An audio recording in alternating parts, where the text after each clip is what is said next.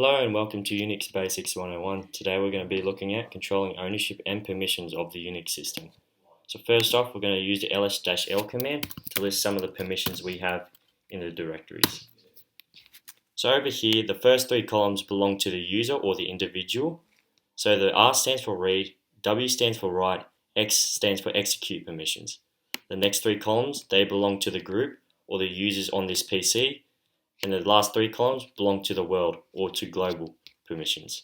Now, if I wanted to change the ownership of a file from a user to another user, I would have to use the chown command. So all I need to type in is chown, the user ID, and the file name that I wanted to change. So for example, copy program within new directory. So new directory copy program. There we go.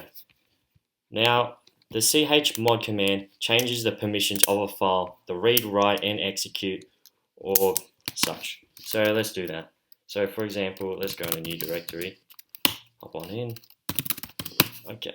So for example, if I wanted to change the permissions of copy program so that all the users on my PC could read, write, and execute the program, all I need to do is type in chmod group, which is G R W X.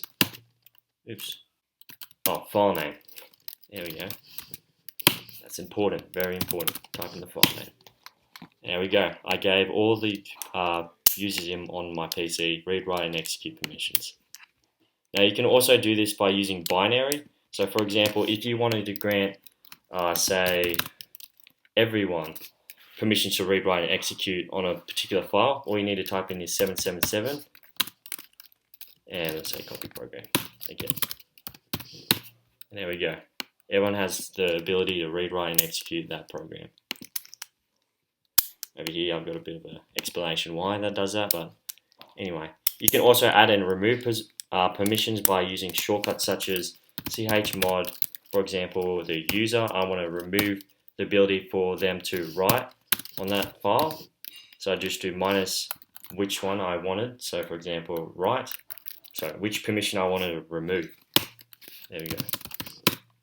And we would see that I took away their ability, the user's ability to write that on that program. So let's change that.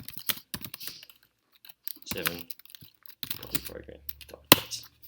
Okay, so those are the fundamentals of controlling ownership and permissions within Unix. Hope you enjoyed this video. Just test some of those commands out. And yeah.